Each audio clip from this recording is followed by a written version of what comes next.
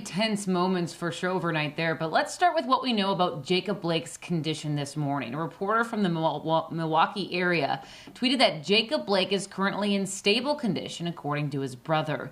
Now, Blake's father also says his son is expected to survive.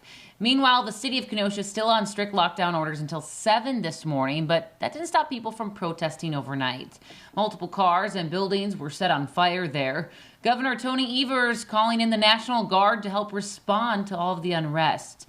Protests not only hitting the streets of Kenosha, but people from all across the country hitting the pavement, demanding justice for Jacob. Here in Minnesota, protesters marched outside the Hennepin County Government Center. The Hennepin County Sheriff tells us 11 demonstrators were arrested outside of the Adult Detention Center. They're accused of breaking windows at the jail and threatening to come inside. Meanwhile, professional sports teams in Wisconsin, like the Green Bay Packers, the Brewers, and the Bucks, are hoping Jacob has a full recovery and asking for much-needed change in terms of police brutality, systemic racism, and injustices against black people. LeBron James also sharing this powerful message on Jacob Blake that's making the rounds this morning on social media.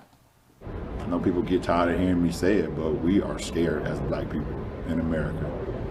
Black men, black women, black kids, we are terrified. He was talking about the moment where the kids were in the car during the time of the shooting yesterday. If you want to see more of that, I've retweeted his full statement on ESPN. But the three officers, Chris, involved in this shooting are now on administrative leave. Yeah, some powerful words by LeBron James there and many others. Thanks for sharing those, Alicia.